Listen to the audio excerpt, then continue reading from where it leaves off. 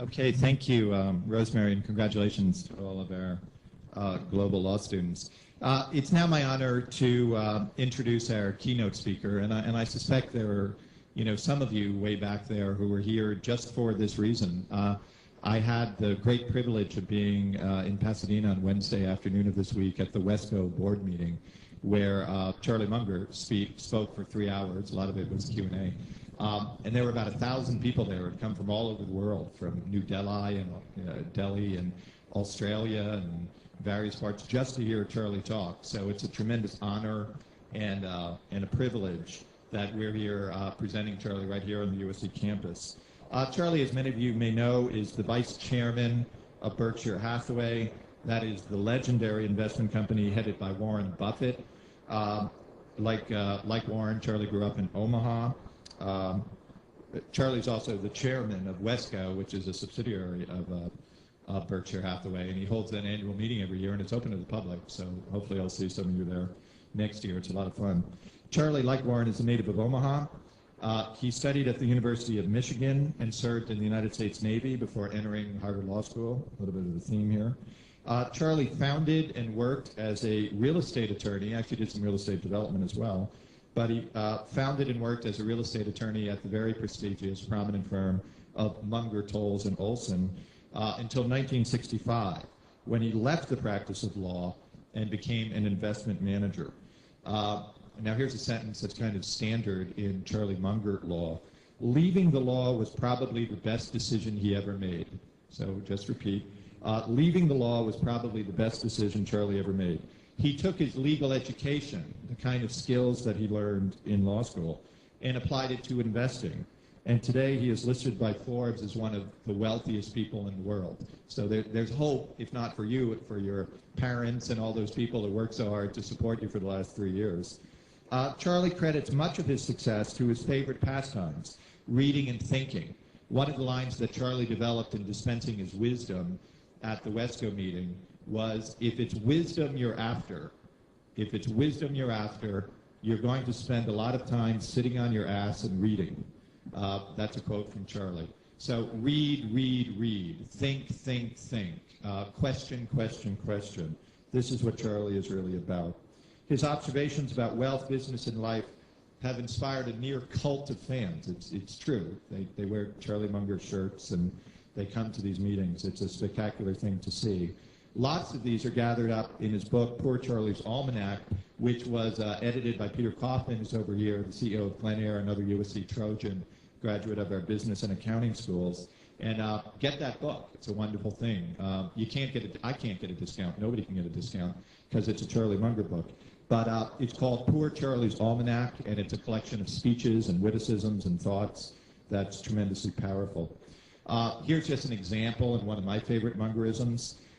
Quote, all I want to know, the only thing I want to know is where I'm going to die, so I will never go there. That's just Charlie. Another thing we heard both at WESCO and again this morning, we had breakfast with Charlie, which was a lot of fun. But a saying attributed, I think this is from Warren, but take the high road, you'll find it less crowded. So that's the way Charlie thinks. He's a brilliant man. He's been a friend, a mentor throughout the past year. And I'm delighted that we're going to get him to dispense his wisdom as our keynote speaker. So Charlie Munger.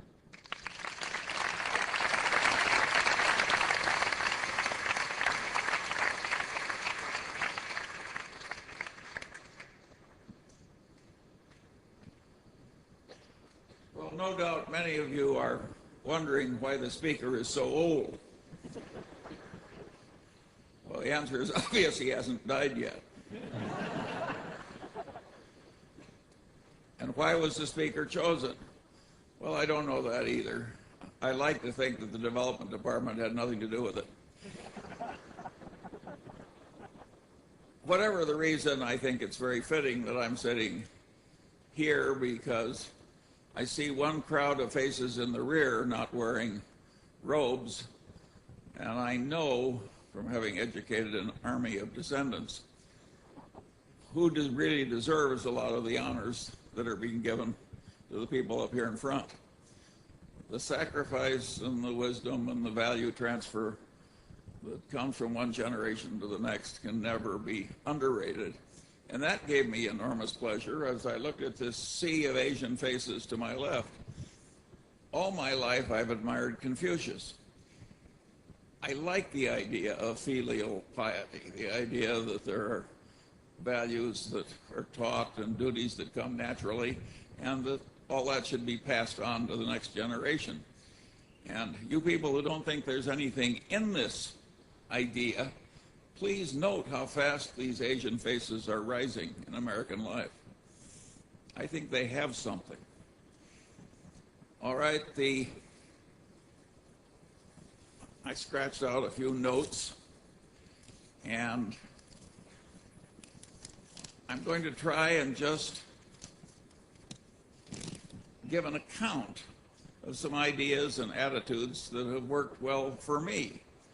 I don't claim that they're perfect for everybody, although I think many of them are pretty close to universal values, and many of them are can't-fail ideas. What are the core ideas that have helped me? Well, luckily, I got at a very early age the idea that the safest way to try and get what you want is to try and deserve what you want. It's such a simple idea. It's the golden rule, so to speak. You want to deliver to the world what you would buy if you were on the other end. There is no ethos, in my opinion, that is better for any lawyer or any other person to have.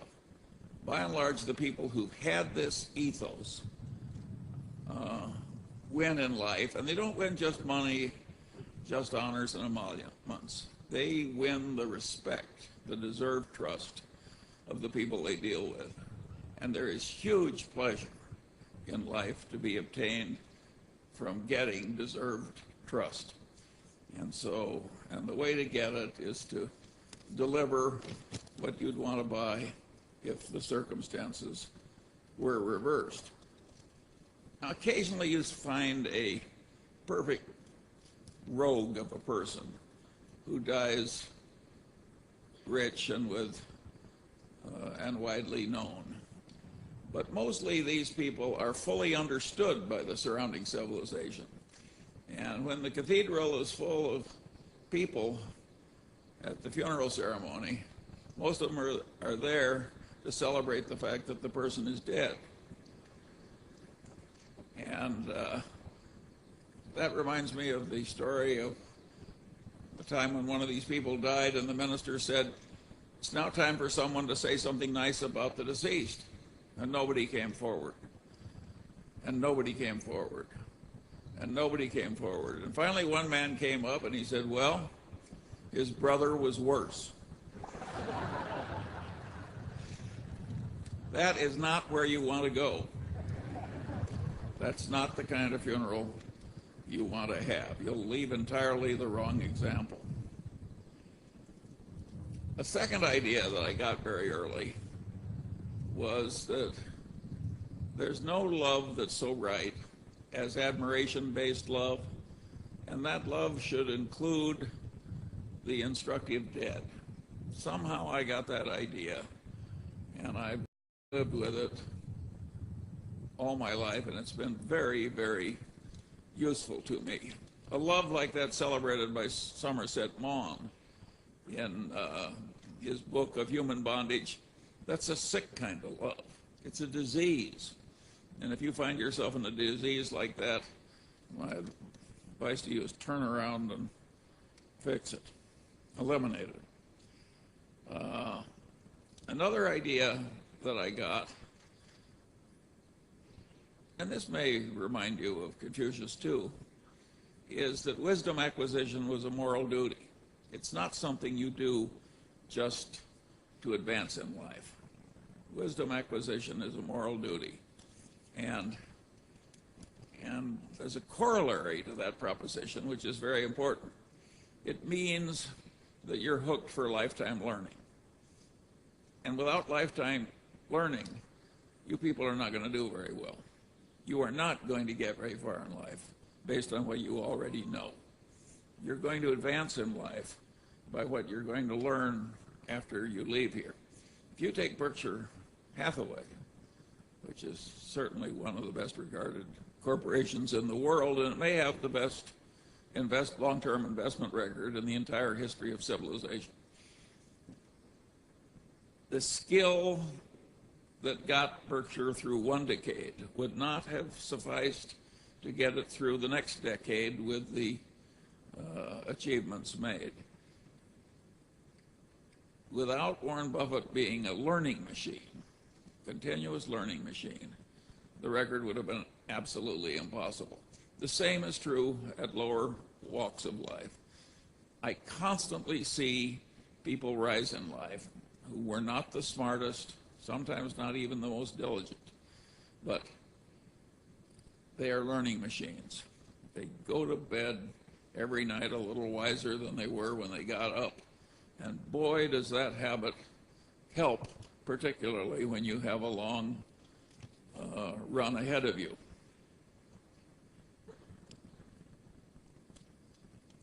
Alfred North Whitehead said at one time that the rapid advance of civilization came only when man invented the method of invention. And of course, he was referring to the huge growth in GDP per capita and all the other good things that we now take for granted, which started a few hundred years ago, and when before that, all was stasis. And so if civilization can progress only when it invents the method of invention, you can progress only when you learn the method of learning. I was very lucky. I came to law school having learned the method of learning. And nothing has served me better in my long life than continuous learning. And if you take Warren Buffett, if you watched him with a time clock, I would say half of all the time that he spends is just sitting on his ass and reading. And a big chunk of the rest of the time is spent talking one-on-one, either on the telephone or personally, with highly gifted people whom he trusts and who trust him.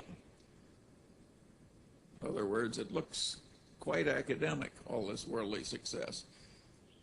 Academia has many wonderful values in it. I came across such a value not too long ago. Well, it was several years ago. When in my capacity as a hospital board chairman, I was dealing with a medical school academic. And this man, over years of hard work, had made himself know more about bone tumor pathology than almost anybody else in the world. And he wanted to pass this knowledge on to the rest of us, and particularly the people that treat cancer, bone cancer. And how was he going to do it? Well, he decided to write a textbook that would be very useful to other people. Now, I don't think a textbook like this sells 2,000 copies, but those 2,000 copies are in all the major cancer centers of the world. He took a year's sabbatical, and he sat down at his computer, and he had all the slides because he'd saved them and organized them and filed them. He worked 17 hours a day, 7 days a week, for a year. That was his sabbatical. At the end of the year, he had one of the great bone tumor pathology textbooks of the world. When you're around values like that, you want to pick up as much as you can.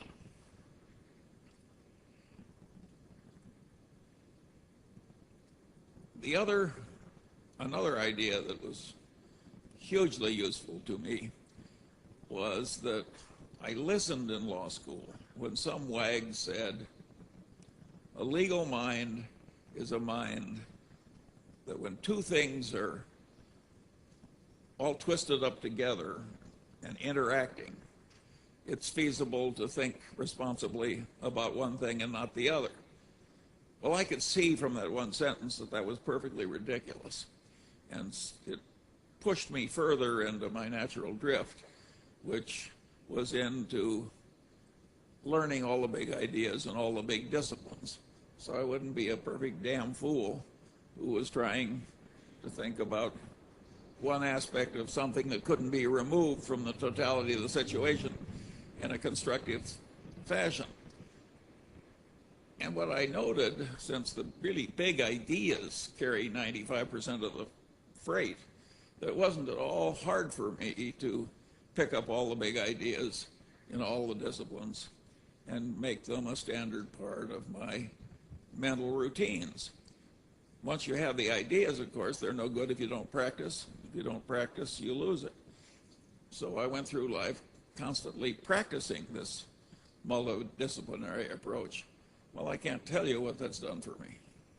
It's made life more fun. It's made me more constructive. It's made me more helpful to others. It's made me enormously rich. You name it, that attitude really helps. Now, there are dangers in it because it works so well that if you do it, you will frequently find you're sitting in the presence of some other expert, maybe even an expert that's superior to you, supervising you. And you will know more than he does about his own specialty, a lot more. You'll see the correct answer when he's missed it.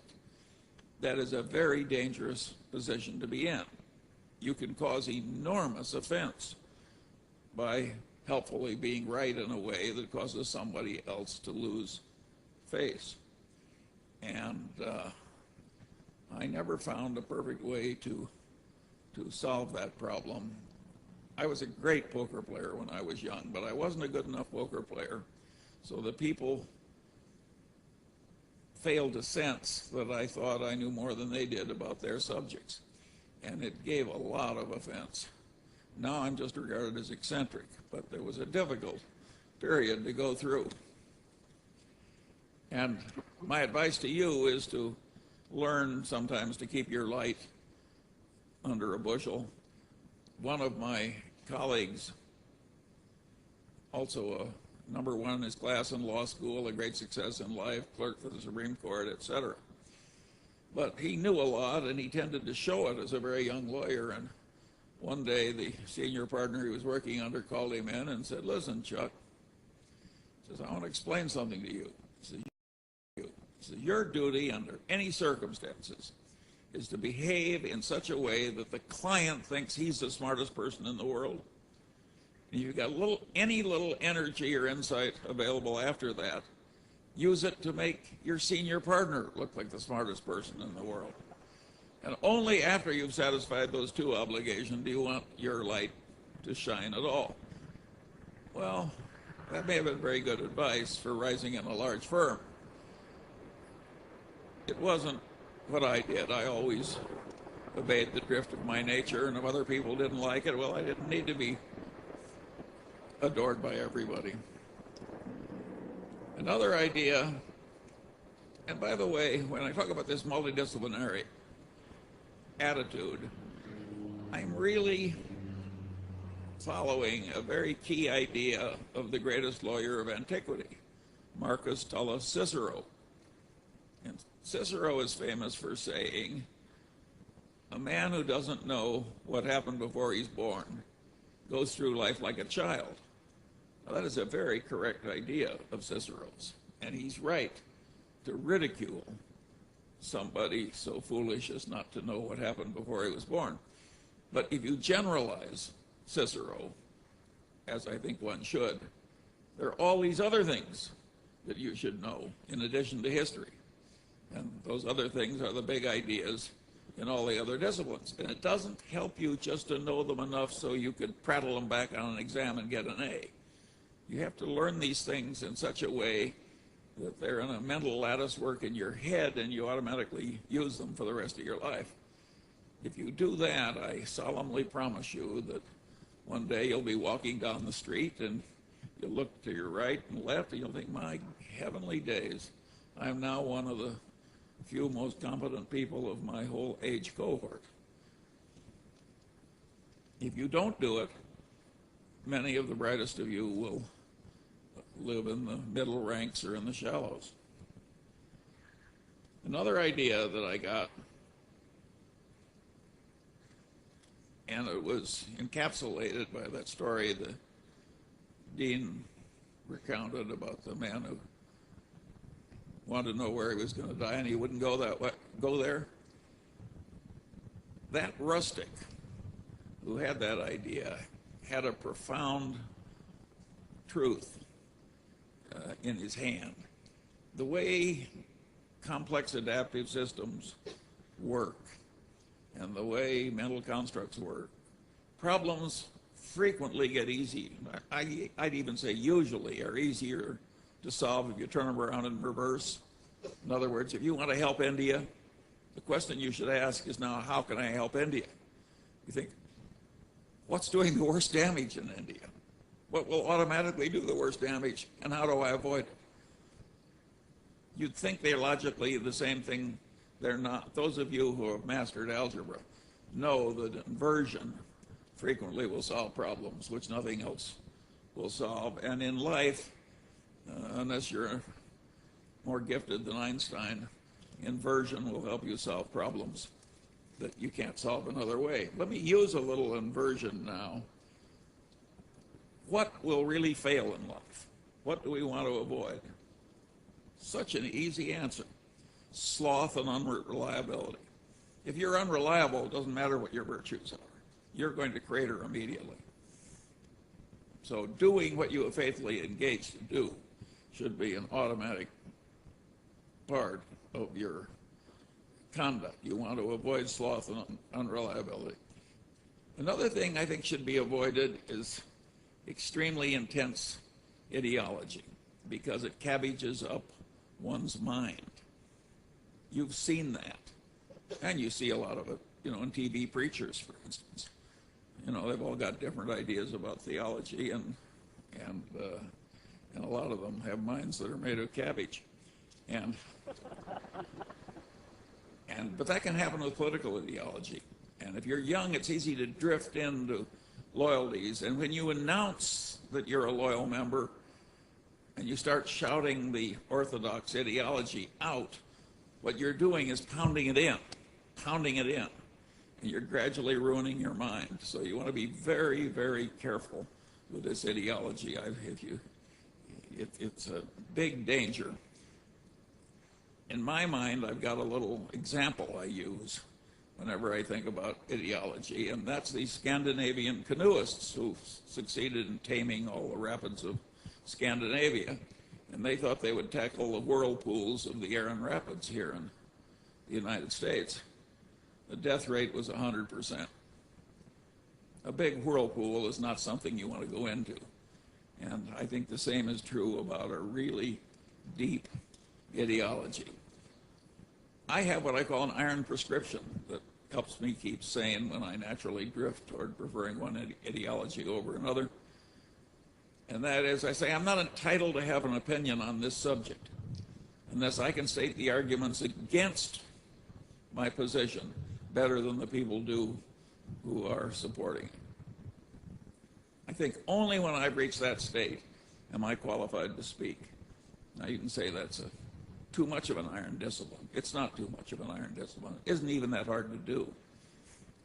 It sounds a lot like the iron prescription of Ferdinand the Great. It's not necessary to hope in order to persevere. That probably is too tough for most people. I don't think it's too tough for me, but it's too tough for most people. But this business of not drifting into the extreme ideology is a very, very important thing in life. If you want to have more correct knowledge and be wiser than other people, the heavy ideology is very likely to do you in. Another thing, of course, that does one in is the self-serving bias to which we're all subject. You think the true little me is entitled to do what it wants to do. And, for instance, why shouldn't the true little me overspend my income? Well, there once was a man who became the most famous composer in the world, but he was utterly miserable most of the time. And one of the reasons was he always overspent his income. That was Mozart. If Mozart can't get by with this kind of asinine conduct, I don't think you should try it.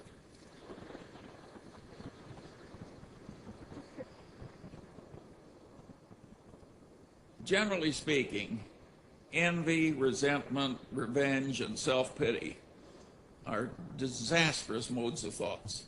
Self-pity gets pretty close to paranoia, and paranoia is one of the very hardest things to reverse. You do not want to drift into self-pity. I have a friend who carried a big stack of Lenin cards, about this thick, and when somebody would make a comment that reflected self-pity, he would take out one of the cards, take the top one off the stack, and hand it to the person. And the card said, "Your story has touched my heart. Never have I heard of anyone with as many misfortunes as you."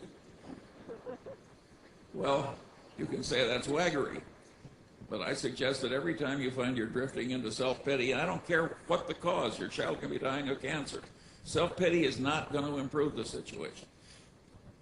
Just give yourself one of those cards. It's a ridiculous way to behave. And when you avoid it, you get a great advantage over everybody else, almost everybody else, because self-pity is a standard condition. And yet you can train yourself out of it. And of course, the self-serving bias, you want to get out of yourself. Thinking that what's good for you is good for the wider civilization, and rationalizing all these ridiculous conclusions based on this subconscious tendency to serve oneself it's a terribly inaccurate way to think. And of course you want to drive that out of yourself because you want to be wise, not foolish. You also have to allow for the self-serving bias of everybody else, because most people are not going to remove it all that successfully, the human condition being what it is. And if you don't allow for self-serving bias in your conduct, again, you're a fool. You just aren't competent. I watched the brilliant Harvard Law Review trained general counsel of Solomon lose his career. And what he did was, when the CEO was aware that some underling had done something wrong, the general counsel said, "Gee, we don't have any legal duty to report this, but I think it's what we should do. It's our moral duty." And the general counsel was totally correct. But of course it didn't work. It was a very unpleasant thing for the CEO to do, and he put it off and put it off and put it off. And in due course, why the thing eroded into a major scandal, and down went the CEO and the general counsel with him. The correct answer in situations like that was given by Ben Franklin. He says, if you would persuade, appeal to interest, not to reason. The self-serving bias is so extreme. If the general counsel said, look, this can erupt in something that will destroy you, take away your money, take away your status, it's a perfect disaster, it would have worked. You want to appeal to interest. You want to do it with lofty motives, but you should not avoid appealing to interest.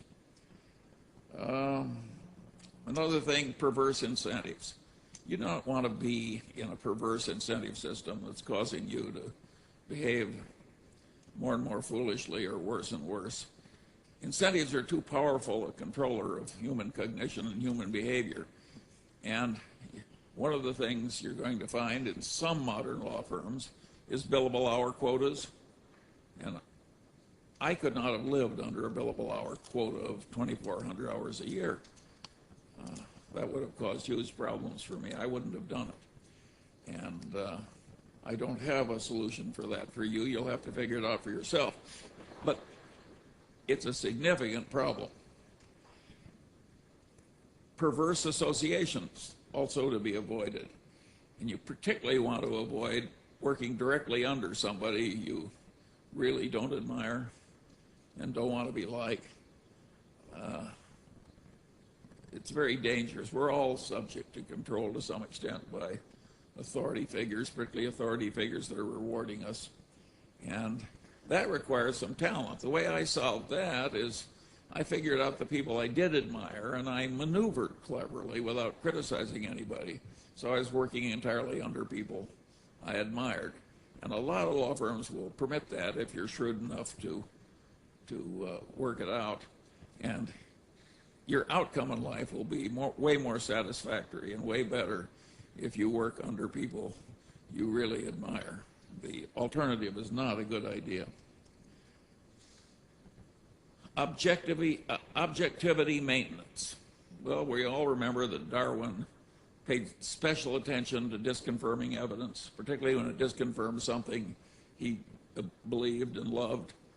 Well, objectivity maintenance routines are totally required in life if you're going to be a correct thinker. And there we're talking about Darwin's attitude, special attention to the disconfirming evidence, and also to checklist routines. Checklist routines avoid a lot of errors. You should have all this elementary wisdom, and then you should go through a mental checklist in order to use it. There is no other procedure that will work as well. A last idea that I found very important is I realized very early that non-egality would work better in the parts of the world I wanted to inhabit. What do I mean by non-egality? I mean John Wooden, when he was the #1 basketball coach in the world, he just said to the bottom 5 players, you don't get to play your sparring partners. The top 7 did all the playing. Well, the top 7 learned more, remember the learning machine, because they were doing all the playing. And when he got to that system, Wooden won more than he'd ever won before. I think the game of life, in many respects, is getting a lot of practice into the hands of the people that have the most aptitude to learn and the most tendency to be learning machines.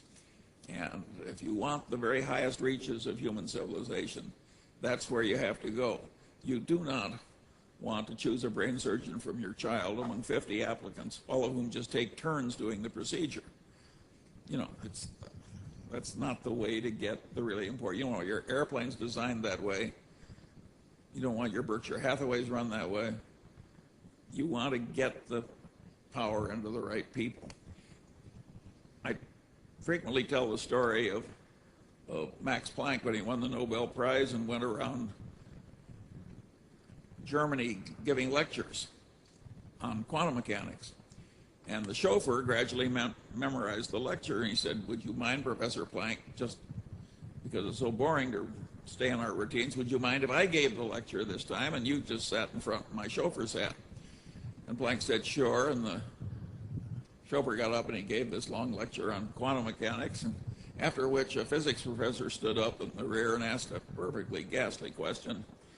And the chauffeur said, well, he says, I'm surprised that in an advanced city like Munich, I get such an elementary question. I'm going to ask my chauffeur to reply. Well, the reason I tell that story is not entirely to celebrate the quick-wittedness of the protagonist. In this world, we have 2 kinds of knowledge. One is Planck knowledge, the people who really know. They've paid the dues, they have the aptitude. And then we got chauffeur knowledge. They have learned to prattle the talk. And they have a big head of hair, they may have fine timbre in the voice, they make a hell of an impression. But in the end, they've got chauffeur knowledge. I think I've just described practically every politician in the United States. And you're going to have the problem in your life of getting the responsibility into the people with the Planck knowledge and away from the people who have the chauffeur knowledge. And there are huge forces working against you. My generation has failed you to some extent. We are delivering to you in California a legislature where only the certified nuts from the left and the certified nuts from the right are allowed to serve, and none of them are removable. That's what my generation has done for you. But you wouldn't like it to be too easy, would you?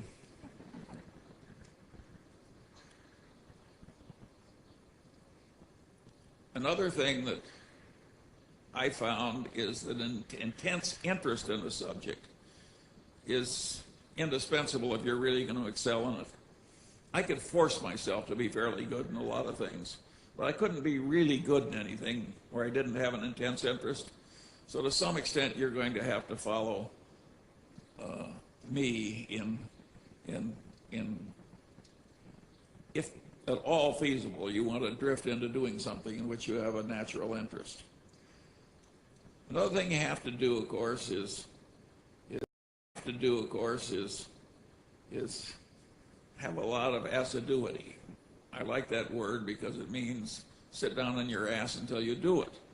And I've had marvelous partners all my life. I think I got them partly because I tried to deserve them, and partly because I was wise enough to select them, and partly maybe there was some luck. But two partners that I chose for one little phase of my life had the following rule when they created a little design, build, construction team. They sat down and said, two-man partnership, divide everything equally. Here's the rule.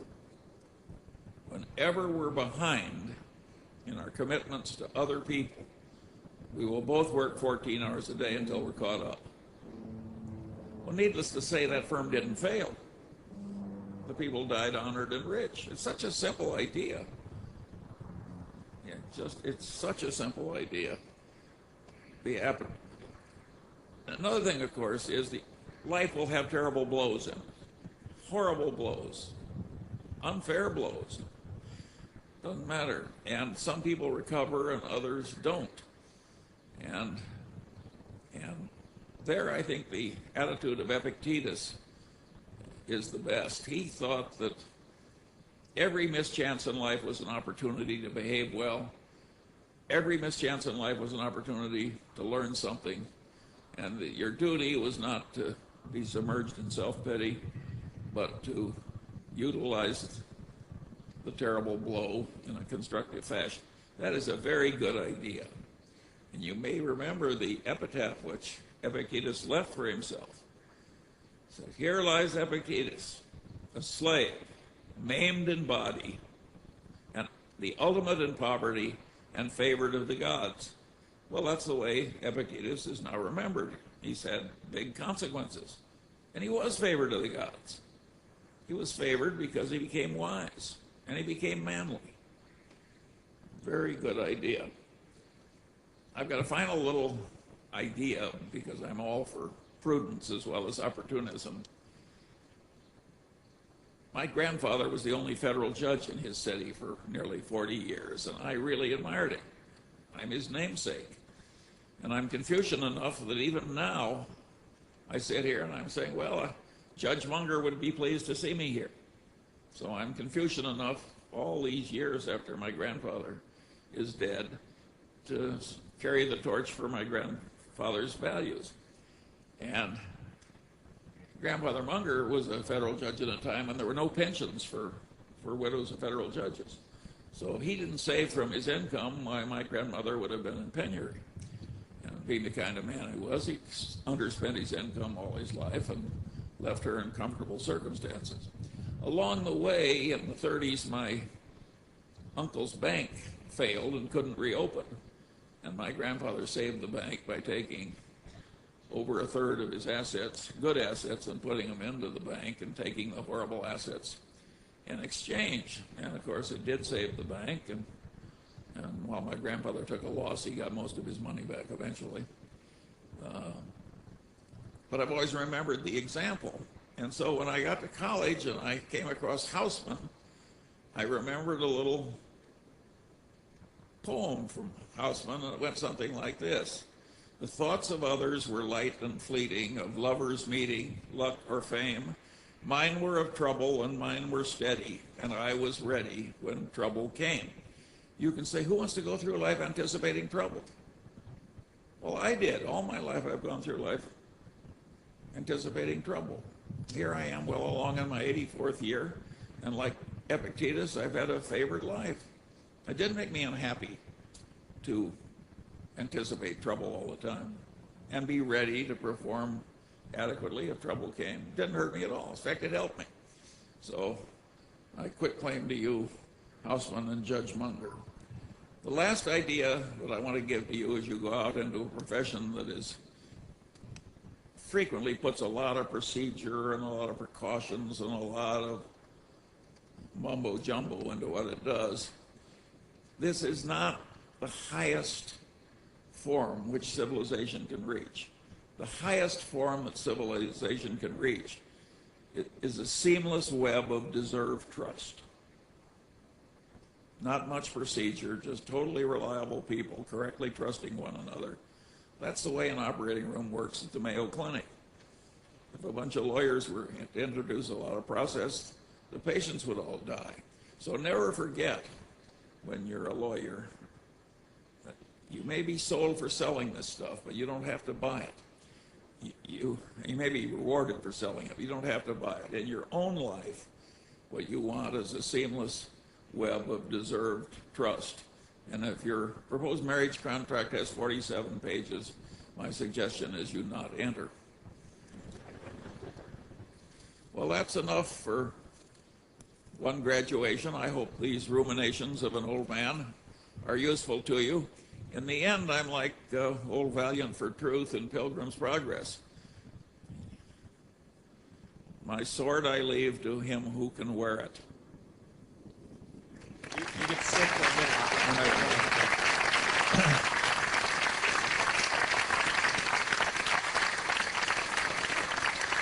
All right, thank you. Thank you, Charlie, for sharing your insights with all of us, certainly for helping me throughout the year.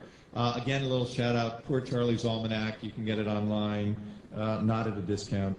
Now, Charlie's a hard man I've really gotten to know and love him throughout the year. He's a hard man to get things for that he doesn't already have, but I did it. We did it here today because we're giving him something we know he doesn't have. The Order of the Coif, for those of you who don't know, is an elite national honor society that encourages excellence in legal education. Only the top 10% of our graduating class is eligible for election to the Order of the Coif. Harvard Law School, where Charlie and I and Dean Keening went, doesn't actually have an Order of the Coif. We found out that here at USC Gould School of Law, we're able to elect honorary members who have contributed in extraordinary ways to the legal profession. And as far as we know, we've never done it. So this is the first time we're conferring an honorary degree, and we're to Charlie Munger in recognition of his extraordinary achievements and the honor he brings to our profession, because one of the things I think you all learned is Charlie never really stopped being a lawyer. He stopped working in the law firm. He still has an office, by the way. This is a great Charlie Munger story. You kind of have to know Charlie to get this one. But he has an office at Munger, Tolles, and Olson because they gave it to him. He's the founder of the firm. No, you're going to stand, you're going to sit corrected. Because they gave him this, and he actually sublets part of it because he doesn't need all of it. So he's a man who flies coach, except when he's with Nancy. He's a jewel. He's a wonderful guy. And we're very pleased and honored to give him this overly large, well-calligraphied Order of the Coif certificate.